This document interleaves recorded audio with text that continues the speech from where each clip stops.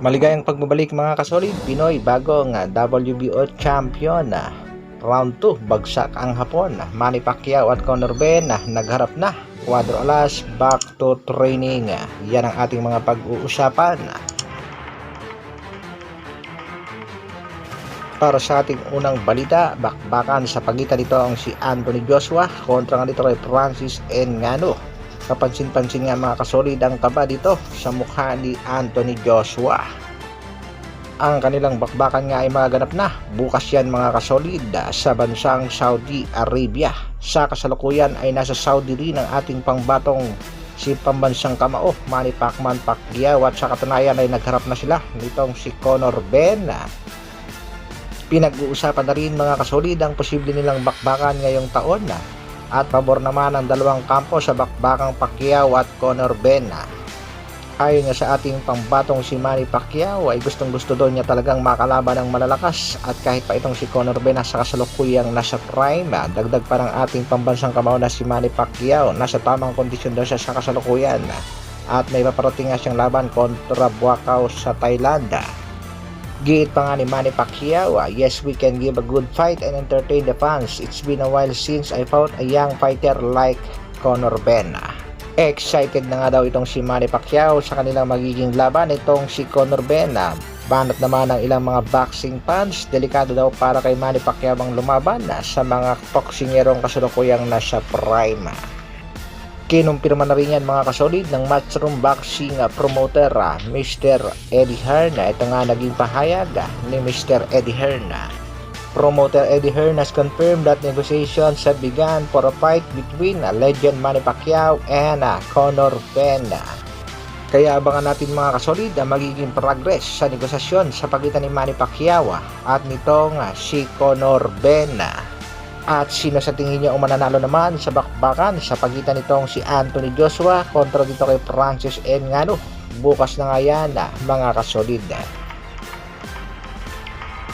Sa kabilang balita naman mga kasolid, bansang Japan na pag-iiwanan ng Pilipinas pagdating sa palakasan sa boxing. Sa katunayan ay pumapangalawa na itong bansang Japan sa bansang USA. Bagamat may record tayong 8 Division World Champion na nakuha nga nitong si Manny Pacquiao, pero sa kasalukuyan ay bokya ang Pilipinas sa mga World Champion. Bagamat sunod-sunod ang pagkatalo ng ating mga kababayang dumadayo sa bansang Japan, particular na sa mga laban ng World Title, may pag-asa pa rin namang makasungkit tayo ng titulo dahil ilang pang mga Pilipino boxer ang sasabak sa bansang Japan para sa laban sa World Title fight.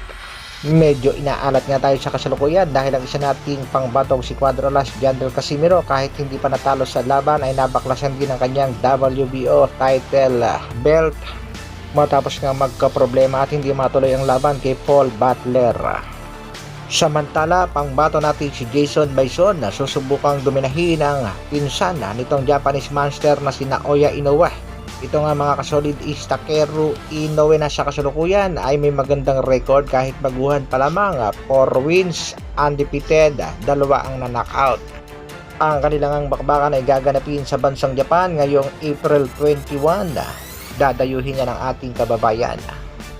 Si Jason Bison sa kasalukuyan ay meron ding magandang kartada, 11 wins, 6 knockout at merong isa pa labang natalo. Isang malupitang shoutout muna sa ating mga kasoligan. Pero bago yan, panoorin muna natin ang naging laban ng ating kababayang si Jason Bison sa isang Japanese boxer na si Ryuya Yamanaka na kung saan second round pa lang ng kanilang bakbakan ay pinatulog na ng ating pangbato ang Japanese boxer. Isa rin ito mga kasolid sa mga pangbato at prospect ng bansang Japan. Sa unang round nga ng kanilang bakbakan ay nagsukatan muna ang ating kababayan at ang Japanese boxer. Pero mapapansin natin dito mga kasolid na napakaganda ng footwork at galawan ng ating kababayang si Jason Bison. At pagdating na nga dito sa second round, bagsak ang Hapon. Hilong-hilo nga ito mga kasolid. Pinilit pa rin namang tumayo ng Japanese boxer pero napansin nga ng referee na hindi na kayang ituloy ang laban. Kaya itinigil na ng referee ang laban at nakuha nga ng ating pangbatong si Jason Bison ang WBO Asia Pacific Light Flyweight title. Congratulations sa ating kabayang si Jason Bison. Alam naman natin mga kasolid na hindi papayag makabawi ang bansang Japan, kaya kaagad ay pinarisan ang ating pangbatong si Jason Bison. Ito nga ay ang laban kontra dito kay Inoue. Muli ngang dadayo at sasabak ang ating kababayang si Jason Bison sa bansang Japan, at makakalaban niya nga dito mga kasolid ay ang kasalukuyang tinitrain nitong si Naoya Inoue na si Takeru Inoue, undefeated boxer. Kaya isang good luck sa ating pangbatong si Jason Bison. At para naman sa ating huling balita mga kasolid, pangbatong nating si Cuadro Alas General Casimiro formal nang bumalik sa pag-ensayo. Heto nga naging statement nitong si Cuadro Alas, "It's my boy, papawis lang mga kagenggeng, sabi ko sa inyo, isang kembot ko lang yan." Ibig sabihin focus na ulit ang magkapatid na Casimiro sa pagte-training. Prior nga yan sa laban ng ating pangbatong si Angas ng Pinas.